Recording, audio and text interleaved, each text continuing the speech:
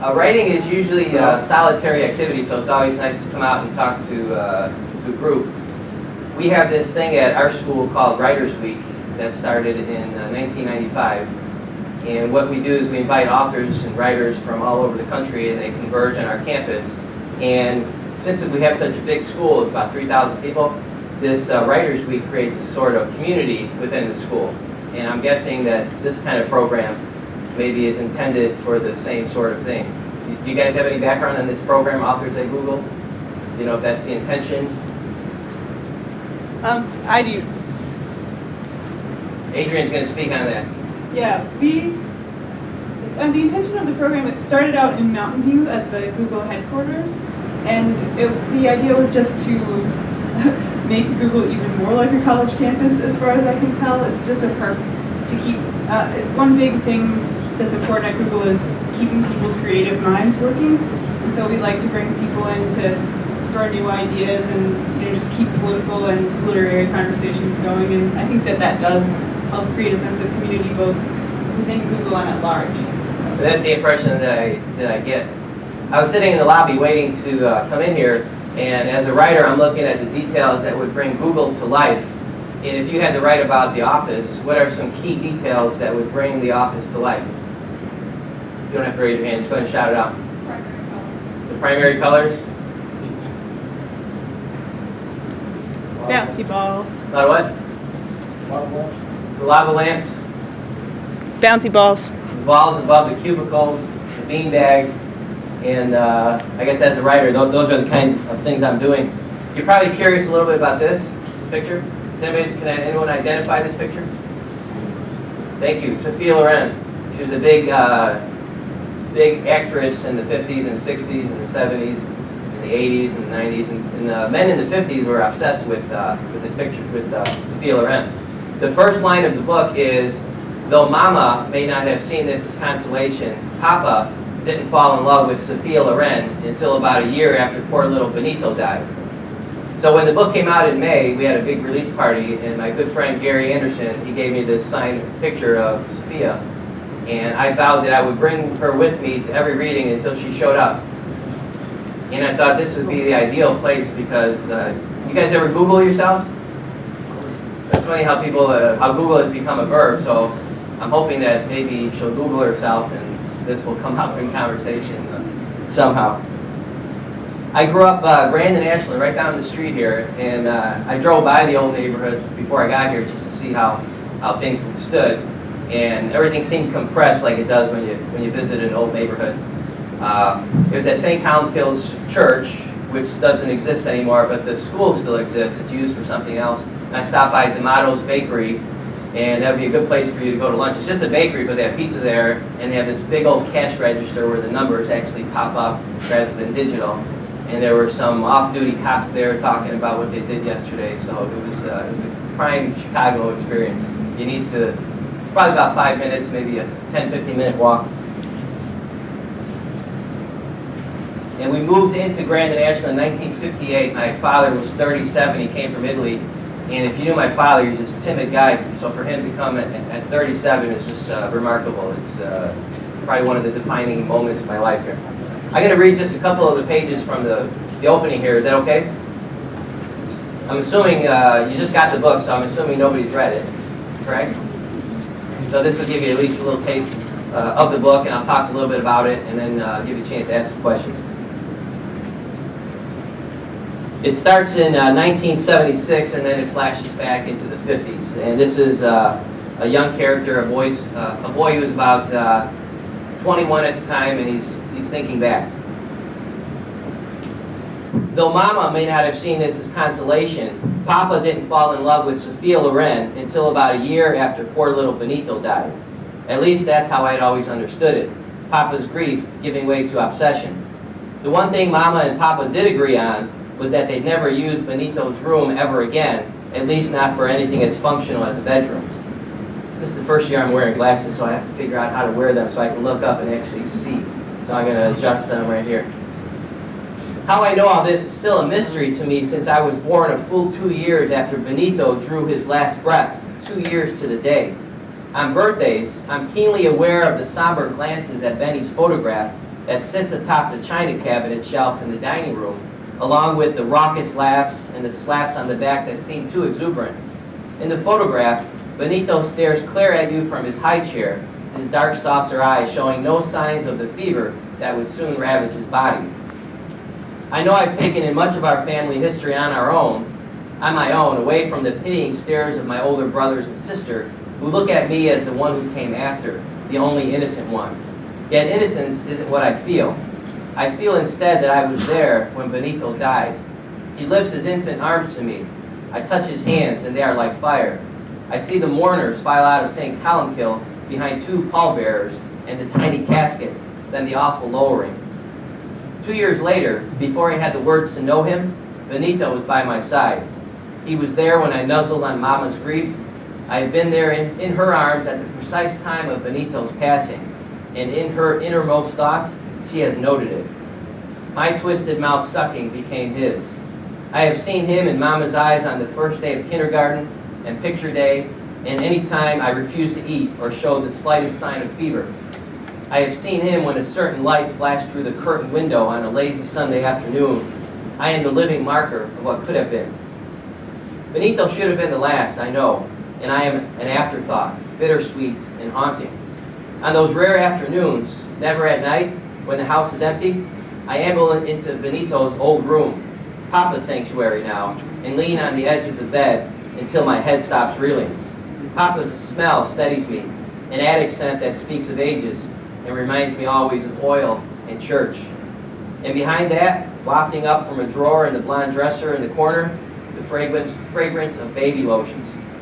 If you push aside the Sophia Loren memorabilia, the poster, the records, the video cassettes, the news clippings, the heart-shaped ashtray embossed in red, white, and green, showing Sophia blowing a kiss, you can still find signs of my brother. It's the tiny bed, of course. That's what hits you first, what you always come back to. His dresser, the mid-shaped nightlight, his powder blue rosary draped across another photo of Benny as an infant, with cheeks too red, that sits on the nightstand, angled toward the lace pillow. When I sit on that bed, the world is transformed. Benito is finishing college, majoring in medicine. We look like brothers, everyone says. Short, spark-plug frames with round faces, dark with Papa's thick hair and Mama's broad shoulders. We ride the back of the CTA bus together to Wrigley Field and sit in the bleachers. He teaches me the nuances of the game, what pitch should come next, where to place the ball. He loves the game almost more than he loves me. And when I take stock, there are 6 brothers and sisters in the Peccatori family, not 5. 6 there are, and always will be. So that's the beginning of the book.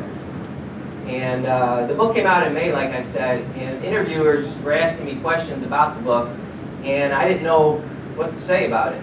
And maybe this is true for most writers, and tell me if it's true for you, but I don't know what I'm thinking until I write about it. And so I was a little taken aback when they would ask me simple questions like, why did you write the book? Or what was the motivation of this character or that character? What do you want readers to get out of the book? I don't know. I enjoyed writing it. I hope they like it. What are some of the major themes in the book? I had a really difficult time with it. When you're immersed in writing a book, a lot of these questions are, you don't handle them, you don't address them consciously. They're just, you're so immersed, they just become part of the process. And also, since my parents worked in factories and I grew up in the old neighborhood, I always felt a little pretentious talking about this kind of thing. So what I did is the first couple interviews didn't go as well as I wanted them to go. So I went home and I processed it, I wrote down some of their questions, and I turned to the computer, to the paper, and I addressed some of the questions on my own. And I want to give you a little chance to do that yourself. Raise your hand if you can identify with that. You don't know what you're thinking until you write about it. Maybe a little bit. Quite a few hands, okay. How many of you have written a memoir? Nobody. So I'm guessing that you probably wouldn't be able to decide what to include and what not to include until you actually started to sit down and write the book. There's this new book called Not Quite What I Was Planning. It's a book of 6-word memoirs. That's all you can use. Have you heard of this? There's some samples. There's this story that Hemingway was challenged to write a story in 6 words, and his story is for sale, baby shoes, never worn. So it wasn't his memoir, but it was a story, and that's where they got this idea. They solicited average people and major celebrities to submit to this book, and it's called Not Quite What I Was Planning by Larry Smith and Rachel Ferschleiser. Some other examples in the book. Stephen Colbert says, well, I thought it was funny. Another one is, brought it to a boil often. I'm still making coffee for 2. My 6-word memoir is obsessed with the past, tick-tock. I don't know if you've ever read much of Wordsworth, but I'm paraphrasing here. I tried to come up with one of his bios, or his memoirs, and it's a 9-word memoir, but I couldn't get it into, actually, I know I did get it 6. Poetry is emotion, recollected in tranquility, which is probably more of a poetic memoir, poetic description of what I'm trying to say, in obsessed with the past, tick-tock. So what I'm going to ask you to do, I'm going to show you a short clip behind me here, and if someone can help me press play here. I don't know what I'm doing here with the technology here. Let's see, maybe I can do it. Maybe I can figure it out. And while you're watching this, what I'd like you to try to do is think of your own 6-word memoir, and we're going to ask you to share. Oh. It's only like 2 minutes.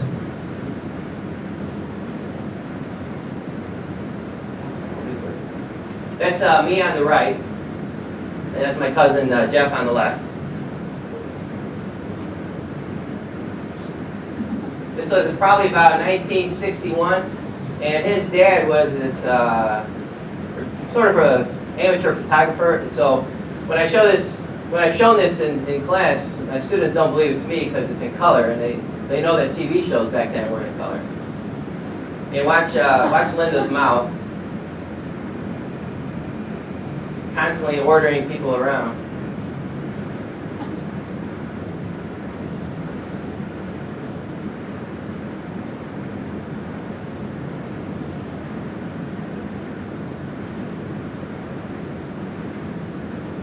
He's got one final command, I think, for him.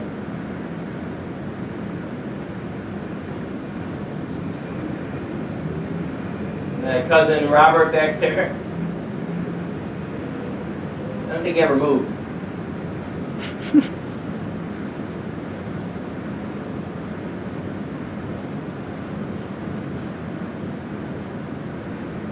Our dancing minstrel.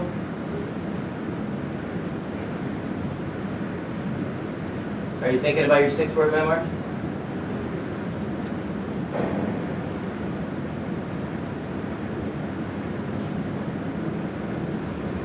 My brother with a fake cigarette. I'm not sure what he's trying to do.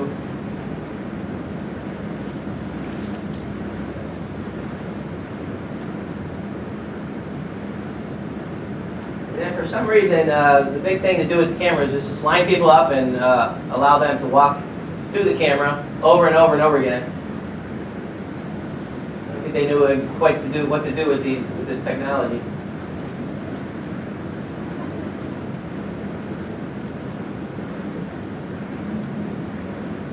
People ask me, is the book autobiographical? And it's not. When you watch that, most of you are looking at the faces. What I'm doing is I'm taking in all the sensory traces. I'm remembering what that siding felt like. I'm remembering what the feel of the coat was, the feel of the hat, the concrete, how cold it was. So those are the sensory images that I'm getting out of it. So when I say obsessed with the past, those are the kinds of things that I'm trying to recreate in this book here, rather than try to tell a story of any particular people who lived back then. Okay, we have any 6-word memoirs? I'll accept 3 words, 4 words. You got one? I'll do one. Okay. So far, a lot of surprises. Very nice. Maybe for the 2nd edition. Another one? I think you need the mic, yes.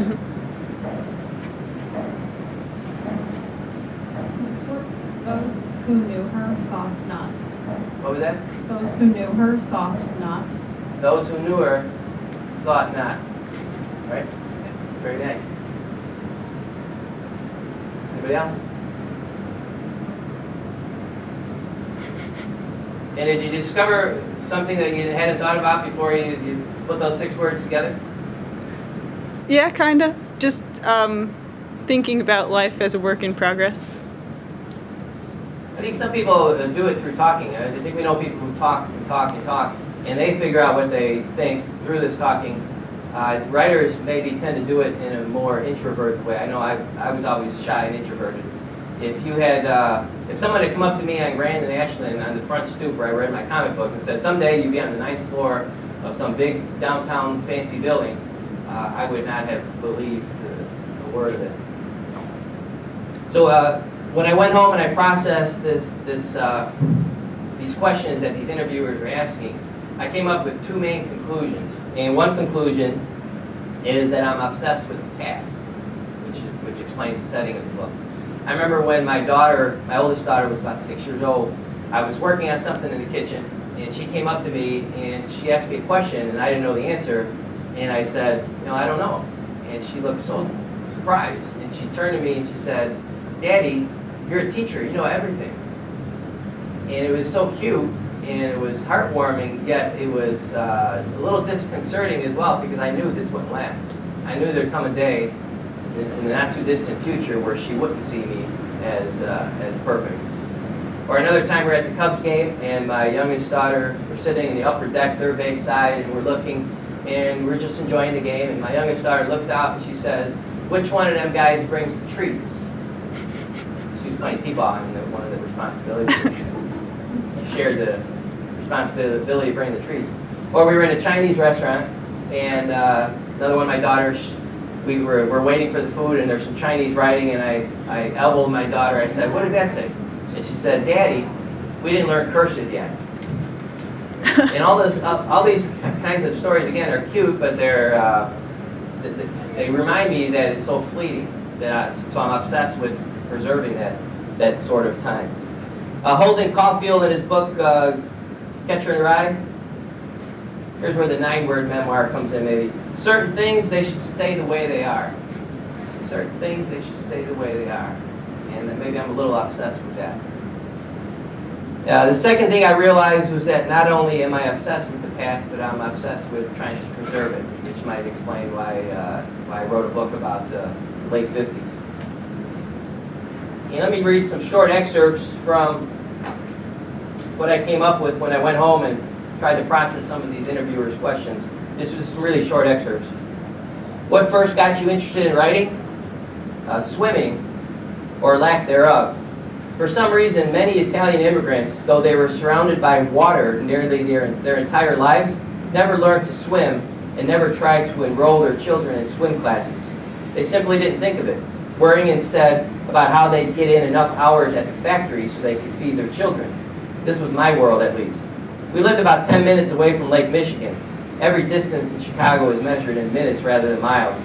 So my friends, every so often, would take a CTA bus to the lake. Since I feared they'd throw me in, and I wouldn't blame them, I stayed behind and amused myself by reading comic books. Soon I became enthralled and obsessed and began scrounging the neighborhood for discarded pop bottles that I could cash in for 2 cents each at Bruno's, where I trekked each Thursday morning to see the latest installments of Superman and Batman. Some of my fondest memories are sitting on that stoop, immersed in this other, more colorful world. In other words, an interest in writing always begins with an interest in reading, and this was my start. I just read in the paper on Sunday, there was a new book about how people wanted to burn comic books in the late 40s and the early 50s, and I had never heard about that. And there were many Catholic teachers who were instigating some of this burning. So thank God that it didn't get down to my neighborhood, because if I didn't have my comic books, I don't think I'd be here right now. And another question they asked is, what is it like to grow up in Chicago? And here's an excerpt from what I wrote about that. I feel as if I grew up with 3 languages, English, Italian, and Chicago. In the old neighborhoods, most of the adults sitting on lawn chairs at night were fluent in all 3 in all 3 tongues. Hey, well, yo, vedi qua. Tell me, you want 2 or 3 sugar in your coffee? When my novel came out, I imagined friends from the old neighborhood and even a few relatives remark, hey, Anthony, how'd you write those sentences? You don't talk nothing like that. Sometimes I wonder the same. When I talk with people, my thought process and my very vocabulary is different than when I sit down to write. I suspect the difference has something to do with my fear of seeming pretentious, which would have made me a pariah in the old neighborhood, and probably in my own house, where I didn't have much use for the private vocabulary and cadences I was creating during my reading time. While much of this may sound idyllic, and it certainly feels that way to me, vendors passing through our streets on wooden carts selling lupini beans and sunflower seeds, tomatoes and watermelon, others peddling a sharpening tool for scissors and knives, calling the mothers to bring out their dull blades. The neighborhood included tensions. Gangs such as the Gaylords and the Latin Kings painted their emblems on sidewalks.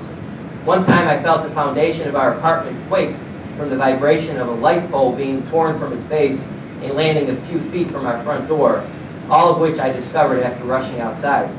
Minutes earlier, a gang member had thrown a baseball bat into the windshield of a rival's car that lost control and rammed into the pole.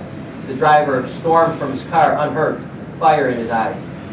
One time, a Puerto Rican family tried to move into our neighborhood, but moved out shortly after a brick shattered their picture window. I never saw a black person in our neighborhood until maybe 1968, though I knew that a black neighborhood wasn't far away. After Martin Luther King was shot, I felt a visceral fear that riots would overtake our streets. You'd think we would have talked about some of these tensions at school, but St. Columbkill preferred to remain insulated from the worries of the outside world. We learned our multiplication tables and memorized our catechism lessons and recited our confessions. We didn't talk about injustice or intolerance or anything remotely political. The one exception was my 8th grade teacher, for whom we campaigned, handing out leaflets for his aldermanic aspirations. He was the cool teacher with the long hair that everyone liked. How did this Chicago upbringing shape me? I'm not sure, because I was always chronically shy as a boy, always on the periphery of the action. I feel as if I've been watching people my entire life, but the watching has been of Chicago, and I think the city has become part and parcel of my DNA. And through my observations, I've learned that you shouldn't throw things at other people or at other people's houses, regardless of who lives in those houses, but that this does happen. If you stand by and watch, the brick tossing will happen again. I've learned that people aren't going to give you things for free, but if you scrape, you're going to make a pretty good living. I've learned that young people can negotiate this world fairly well on their own, that they don't need to rely on adults who call balls and strikes and to make everything right for them. I've learned to root for the underdog, because in a city of big shoulders, high rises dwarfing the many factories dotting the boulevards and avenues, not everyone is on equal footing.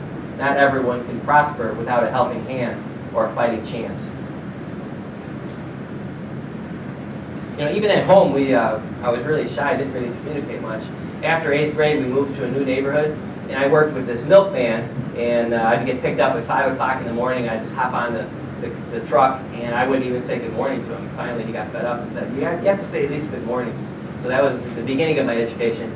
But one Saturday afternoon after work, I got home about 2 o'clock, and there was a big moving truck in front of our house, and apparently we were moving to another neighborhood. And I always think that if I hadn't shown up at that moment, then maybe they would have left without me. So I must have just been oblivious. There must have been boxes packed and ready to go, and I just decided I wasn't going to pay attention to them. Another question that always came up was, how does it feel to get a novel published? And so I wrote a top 10 list. I just wanted to read one item from there. And I wrote this before the book came out. And number 8 is, anticipating placing the novel in my father's hands. While my mother finds security in plodding ahead, cleaning, planning, cooking, and cooking more, my dad takes walks, sits, naps, enjoys TV, and presumably reflects. His reminiscences are often filled with sorrowful regrets, however. He had only a 6th grade education. He never drove a car. He lived his first 37 years in a small village, 40 kilometers south of Naples, and the next 50 years in Chicago. Except for a brief sojourn by bus to Canada with a local church group and a week-long visit to both California and Alaska to visit his other children, he has been nowhere else. I think he wished he'd done more. He's too humble to take credit for his children's successes, But my hope is that he will weigh this novel of mine with his hands, the same hands that fashion lapels and hems in a factory for over 30 years, and know in his bones that my persistence in getting a book on a shelf pales when compared to his own, and that his toil made this book possible. His boyhood home had no electricity, gas, or plumbing. He had to leave when he was 15 to begin a 6-year unpaid apprenticeship with a tailor in a neighboring town. After marrying and having 2 children, he left his homeland and his family, came to America not knowing a word of English, and sent for us 7 months later after he secured his job at the factory, where he brought 2 salami sandwiches each day for over 3 decades. The tale told in this novel is not his story, but I hope I've given voice to people like my father who endured without complaint and struggled to retain some of their old world identities. And I hope that in some small way, my father finds satisfaction in knowing that his sacrifices have left a lasting legacy for his family. So the book comes out, I drive over, my mom is cooking, of course, and so I sit him down, I show him the book, and he picks it up, and he leafs through a couple pages, he tries to read a line or two, he doesn't read English very well, and he says, good job, and then he puts it down. And then we go into the kitchen to eat. Do you think he would bring it into the kitchen to show my mother, hey, the book is here? He puts it down. So we go into the kitchen, and I know I'm not going to interrupt dinner, so we sit down and we eat. And same thing, we eat dinner, clean up, and then I sit her down, and I show her the book, and she does the same thing. She flips through a few pages. You can tell she's pleased, but she's not making phone calls to Italy or anything like that. So they still don't quite understand, so I didn't know how else to communicate to them. A couple weeks later, a Tribune article came out, a nice spread, and it had a big picture of me. And so I said, okay, this they're going to understand. So I drove over, and I show my dad the book, and he looks at the picture, he looks at me, he goes, big as shot. And then he pauses, he's almost like a comedian, and then he goes, you make a mayor next. So I think they finally got it. I needed the Tribune to help me out with that. The next book of short stories, I have a collection of short stories coming out in February, and it's called If You Eat, You Never Die. And this is something that he always told us as we were growing up. So I'm anxious to get some kind of tangible copy and show it to him with that title on it. I think he'll appreciate that. Okay, 2 other really short things, and then I'll take some questions, and if we can get another video going here. This is really short too.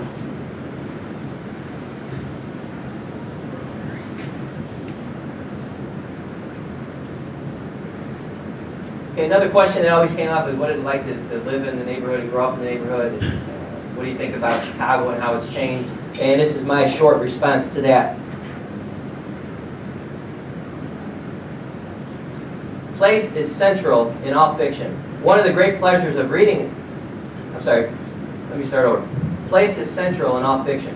One of the great pleasures of reading is approaching a book, turning to the first page, knowing that the world unfolding will be a different one by the end. The place likely won't have changed much, but the way the characters view that place will be transformed. When I set out to write When the World Was Young, I didn't have any idea how the book would end. But I did know that I wanted to create this sense of nostalgia for the reader, if that's the right word. Nostalgia is a bittersweet longing for the past, but I think we need a word for the longing we feel for places where we've never been. One of my favorite scenes in literature is when Scout Finch in To Kill a Mockingbird, at the very end of the book, gets to view her town from the point of view of the not quite so innocent Boo Radley. The novel is narrated by Jean Louise Finch, a woman, but she reminisces, and we feel as if the little girl in her is telling the story. But at the end, on the porch, the 2 voices become fused, the mature and young voice informing each other, and the interplay is stirring. I think we all believe that the place in which we grew up in is the best place anyone could have grown up in. We preserve that specialness for the rest of our lives. When Flannery O'Connor says that everything we ever need for fiction is in our childhood, maybe that's what she means.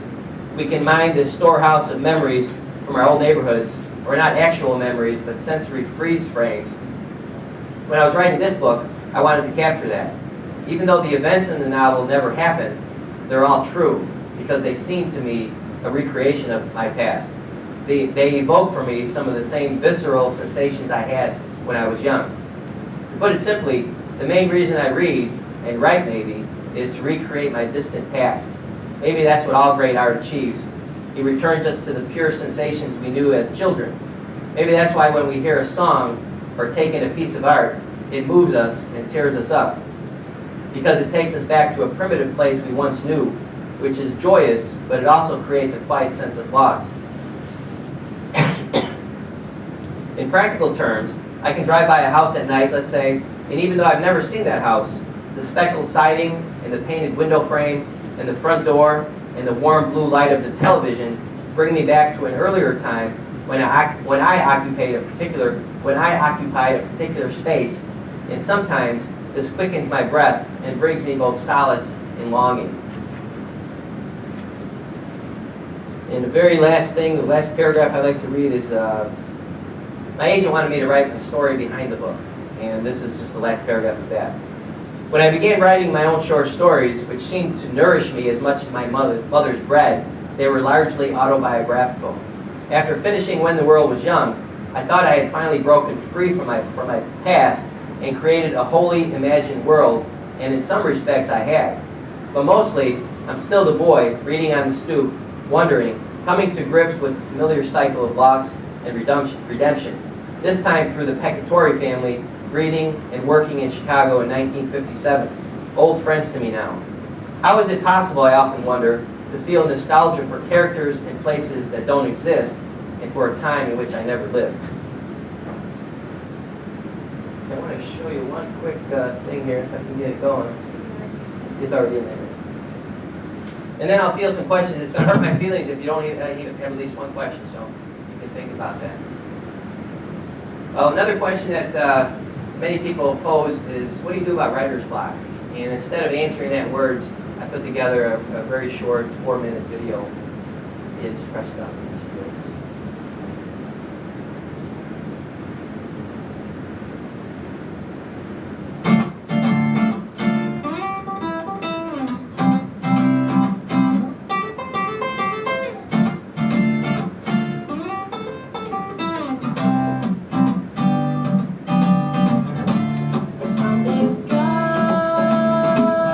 Sundays gone quicker than you thought you would have liked to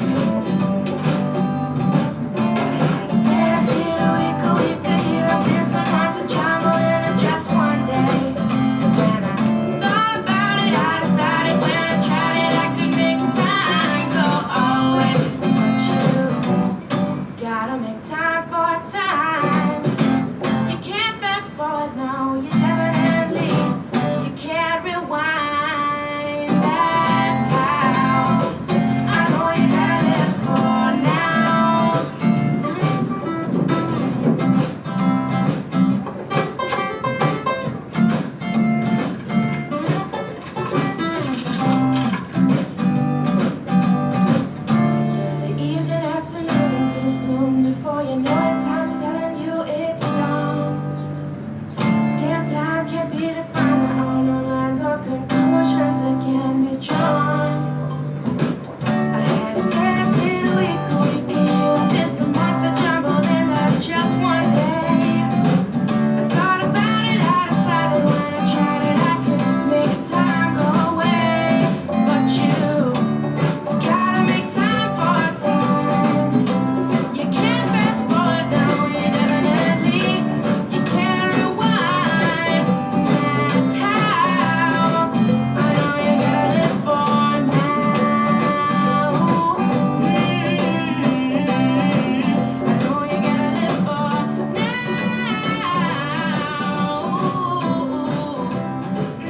know you gotta live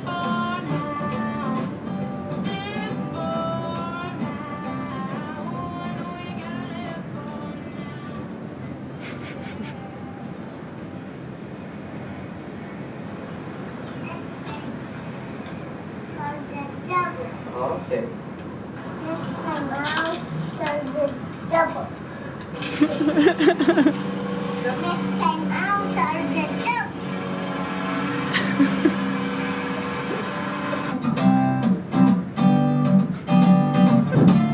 Some days go, My nephew, some days come. he loves to watch this over and over again. Would have liked to know. Time This is a former student of mine, always Nancy sticker Phillips. when you think that it's slow.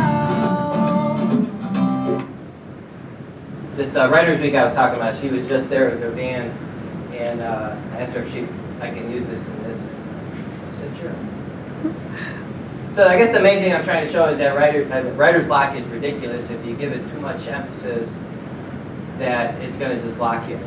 But maybe I as a writer, I think I need to constantly remind myself that, because every day is a struggle. I don't know many writers who find it a smooth experience every day. It's always a challenge. So I'll open up to any questions, and if we get done fast, maybe we can drive over to my mom's house. Take 10 minutes. I was actually curious about your father saying that if you eat, you'll never die. Is that what he says? Yeah, I'll repeat the question if does it, Mike? Okay. I can just repeat it. Okay. My dad used to say, if you eat, you never die. And I think it was just to get us to laugh. I don't know if it made any sense to him. It might have come from some old Italian saying. I'm not really sure. But he would laugh every time. And he still laughs every time. There's other things he says that just amuses himself.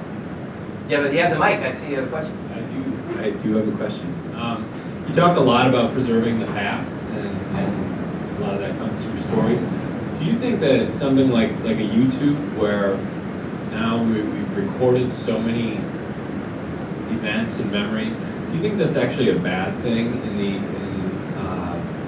as it relates to kind of story writing and how events are relayed? Because no longer is it kind of your interpretation of what happened and my interpretation, because now the whole world can see what happened, through a camera.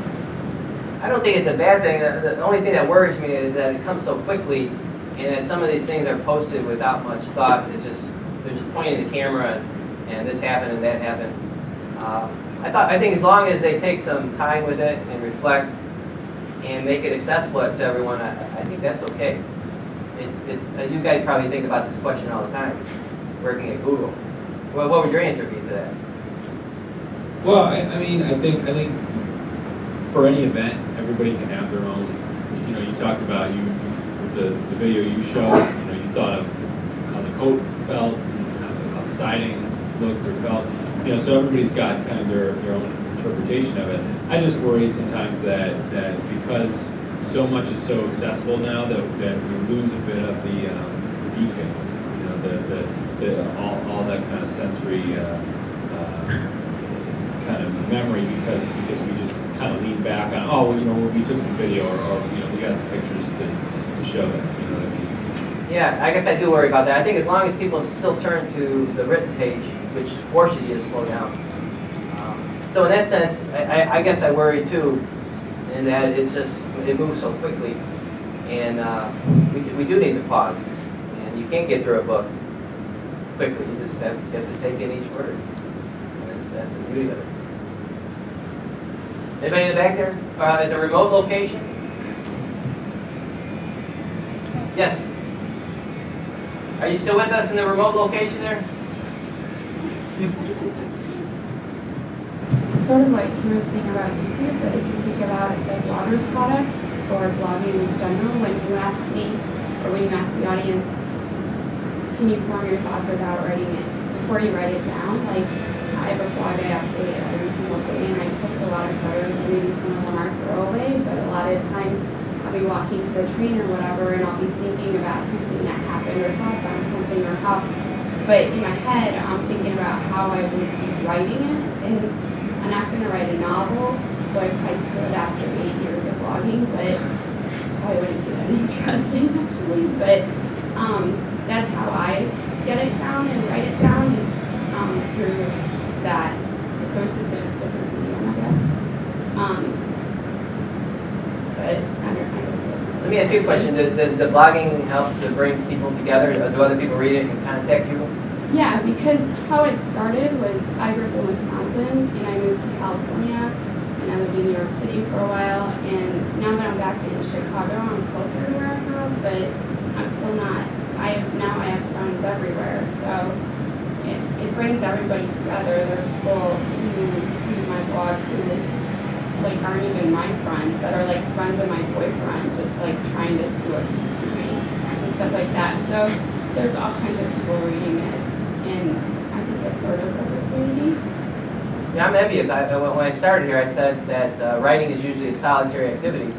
So anytime you can write something and make you feel part of something bigger, I think that's wonderful. Yeah. We had a blogger. Is it blogger or blogger? B-L-O-G. I know how you spell it, but how do you say, is it blah or blah? I have to just Doesn't matter. Chicago accent. Yeah, I say blogger. We had a blogger come to our school. She writes about her 6 children, and she gets close to 10,000 hits a day. And so she's bringing the world together, I guess. People, probably mainly moms who are raising their own kids.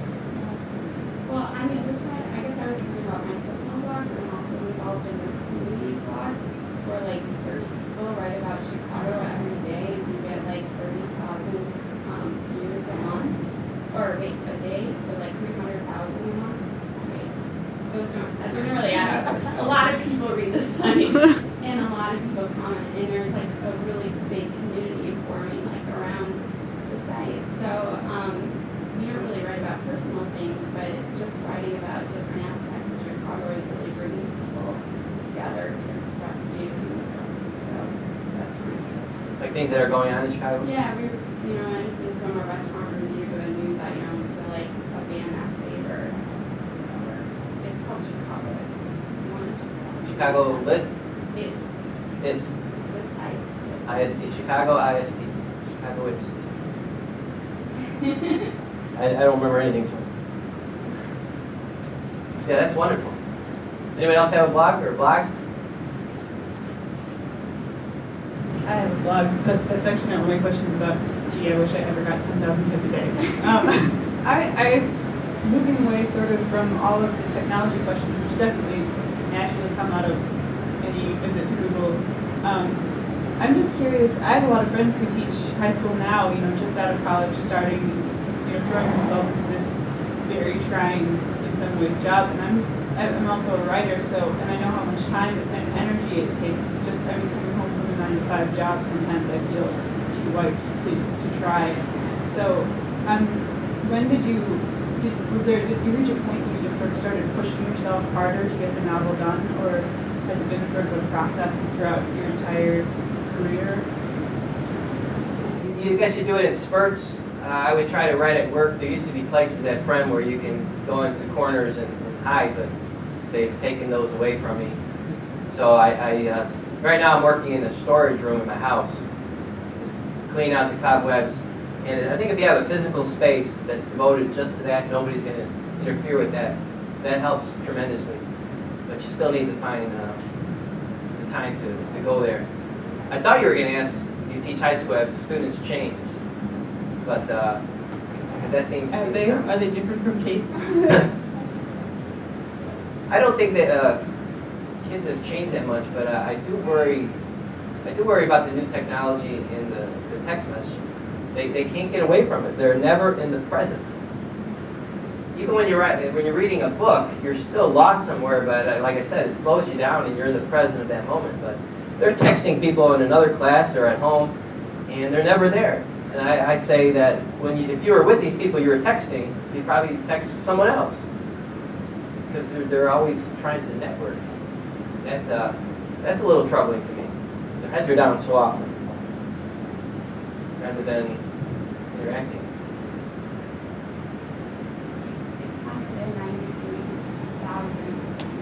693,000 hits a month on your blog? On Chicago. Chicago is. My blog is much lower. Wow. Like 500 a day. So 693 1,000 page views, it says. for the month. And it'll be 693,001 once I go on it when I get home. You add that one. Well, we're probably going to lose the VC stream pretty soon. Okay. So any Oh. last question? Or So he dropped out there. yeah. It's okay. So maybe one last question if anyone's got one. Okay. If I could just end by just real quick. We've kind of skirted around this, but sometimes you walk through life and you feel like you haven't lived that day. Who did I talk to, and what did I do, and what did I accomplish something, but it really feels like it wasn't in the present. I think if you turn to writing, it forces you to slow down, and it gets you in touch with what you did that day, and maybe the next day you'll do a little less of rushing and slow down and talk to people. But I appreciate you inviting me, and looking forward to future projects like this. Yeah. Thanks for coming.